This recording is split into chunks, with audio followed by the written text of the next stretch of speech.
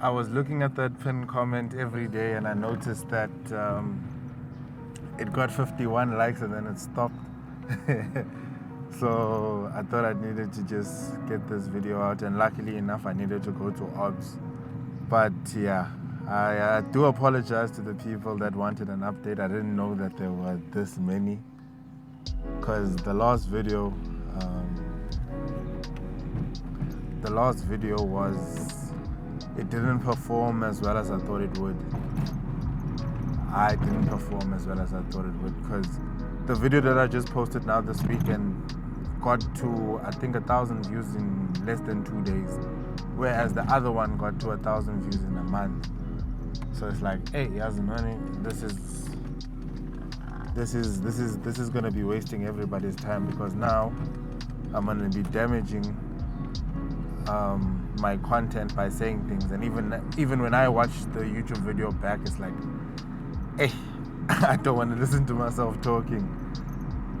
To get into it, the car is fixed. It was a head gasket, but just like I said, it wasn't just a head gasket. First of all, what caused it was rust. Your head gasket and your cylinder rusted away. But also, it would have lasted long. You never had the correct head gasket on there. It was an incorrect head gasket on there. But we got photos and we got the head gasket. So you ran the thing, or sometime or other the thing was running without coolant, or good coolant. So it rusted away on the head gasket and on the cylinder head. More on the cylinder head, and then obviously it got to the metal of the head gasket and it blew into your cylinder. So what we had to do, obviously we took the head off, sent it away to the engineers. They welded it up, they pressure tested it, and then they schemed it. They had to weld on 3 spots. I never drove the car when I did the update video. But then I was still looking around for mechanics to see if I can get like a good mechanic that I can use. So a mechanic local to me charged me 3K for everything. Or they quoted me, let me not say they charged, they quoted me 3K for everything.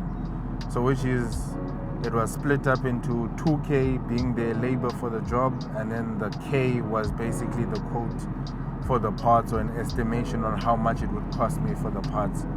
But then I needed to buy the parts myself, and then also get the engine skimmed myself. Which means I needed to have another car and go do this up and down with it, and also put in petrol in that car. So it was like, yes, no man. And also spoke about things about the water pump not working. We must also check the thermostat. Sometimes you can run the car without the thermostat because we don't know. And I'm like, Aibo, like nothing, the car never overheated, so I don't understand why we're checking these things. And I feel like that was when that 3K sounded like it was too much money for this job, and this guy is trying to like, or that 2K worth of labor, it feels like he was trying to cover up that he needs to do a lot of things with it, and that's why his labor for this job is 2K.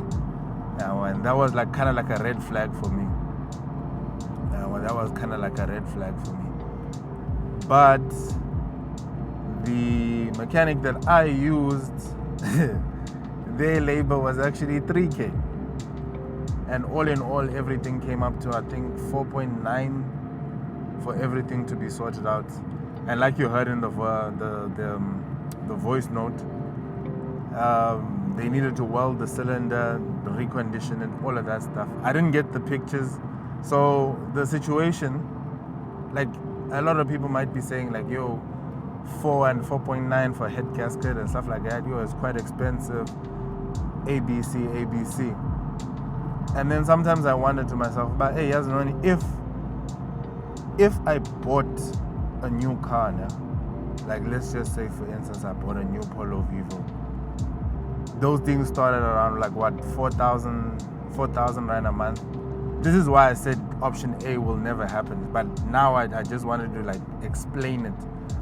like if I buy a Polo Vivo or Polo GT or something like that, it's usually like if you look on Auto Trader, one with low kilometers, still within warranty and all of that stuff, you're probably looking at like 4.2, 4.3, somewhere around there.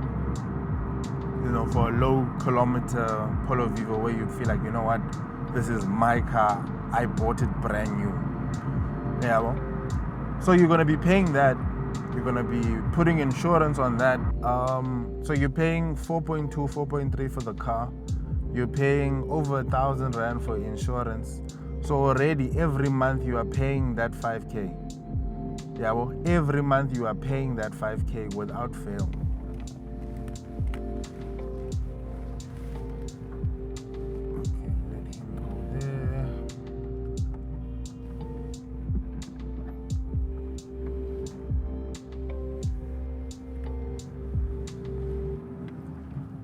You're paying that 5K every month and you haven't even driven the car. That's for the car to be in your name.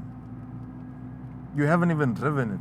That's just for it to park in your yard. You still need to put in petrol and you have to do that for the next 72 months. And I'm like, nah, I've done that once and I'm not going to do it again. I made it here now. So I hope everybody that wanted an update video on the car, I hope this was a good video. I'm sorry that it was last minute and stuff like that, but I also wanted to keep my promise.